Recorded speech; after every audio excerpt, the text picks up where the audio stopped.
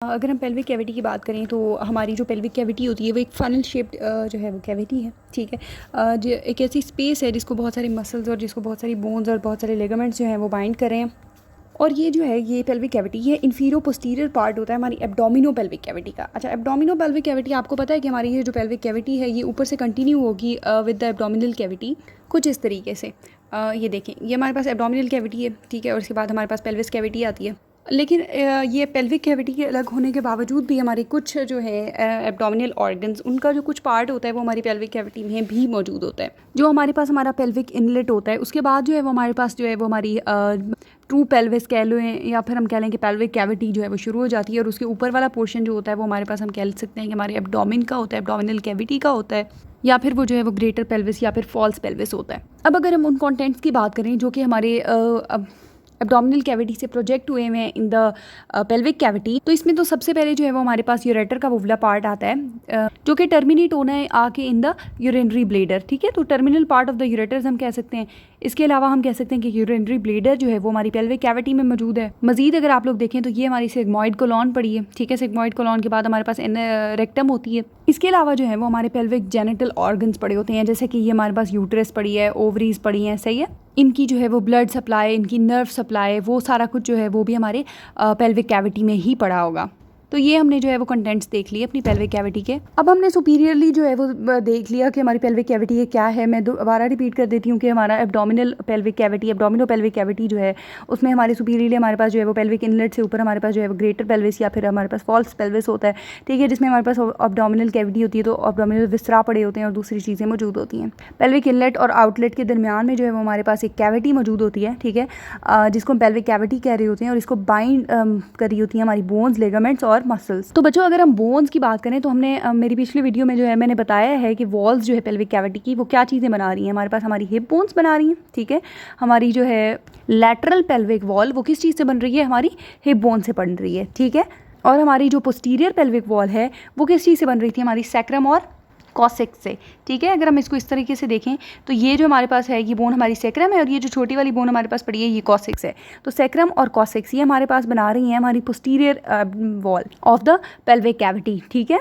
Posterior wall देख ली जिसमें हमारे पास सैक्रम है और कॉसेक्स है, ठीक है। लैटरल वॉल देख ली जिसमें हमारे पास हिप बोन्स हैं, ठीक है। अब हमारे पास एक और इंटीरियर वॉल जो है वो हमारी प्यूबिक सिम्फोसिस से बन रही होती है। ये जो हमारी इंटीरियर वॉल होती है ये बनती है by the bodies of the pubis, ठीक है, और सिम्फोसिस प्यूबिस। अब इसमें आप लोग एक बात ये नोट करें कि इंटीरियर वॉल या फिर हम बात कर कि पोस्टीरियरली ये वॉल्स बराबर नहीं है, ठीक है, अनइक्वल वॉल्स। केएलएम लिखता है कि हमारी जो इंटीरियर वॉल है छोटी है बहुत और हमें नज़र भी आ रही है कि ये हमारी जो वॉल है इंटीरियर ये बहुत शॉर्टर है और बीडी में इसकी मेजरमेंट लिखी है कि वो 5 सेंटीमीटर की है, ठीक है। और जबकि पोस्टीरियर वॉल की अगर हम बात करें तो उसकी मेजरमेंट वो लिख रहा है 15 सेंटीमीटर।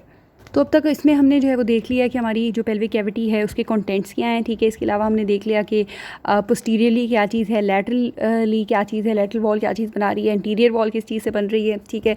सुपीरियरली हमने कहा कि वो एब्डोमिनो पेल्विक कैविटी के साथ कंटिन्यू हो रही है। अच्छा, इन्फीरियरली जो है वो किस तरीके से वो क्लोज हो रही है, मतलब उसको कौन सी चीज़ लिमिट कर रही है, इस चीज़ को देखते हैं। तो प्यारे बच्चों, इन्फीरियरली जो है हमारे पास एक मस्कुलोफेशियल हमारे पास एक पेल्विक डायाफ्राम होती है, ठीक है, जो कि पेल्विक कैविटी को लिमिट कर रही होती है। इसको हम कहते हैं पेल्विक फ्लोर, ठीक है।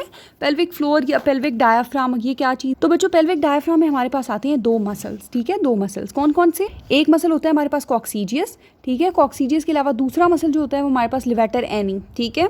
लिवेटर एनी और कॉक्सीजियस 2 मसल होते हैं और इनके फेशाज होते हैं। बच्चों ये जो लाइट ब्लू कलर में आपको मसल नजर आ रहा है ना, ये वाला हमारे पास जो है वो कॉक्सीजियस मसल है, ठीक है। और ये जो बाकी वाला मसल पड़ा है ये वाला हमारे पास ये सारा लिवेटर एनी है। लिवेटर एनी मसल जो होता है इसके 3 पार्ट्स होते हैं हमारे पास। ये इतने सही से जो है एनाटॉमिकली हम कह नहीं सकते कि डिमार्केटेड होते हैं, लेकिन अटैचमेंट्स की वजह से जो है वो हम इसको 3 पार्ट्स में डिवाइड करते हैं।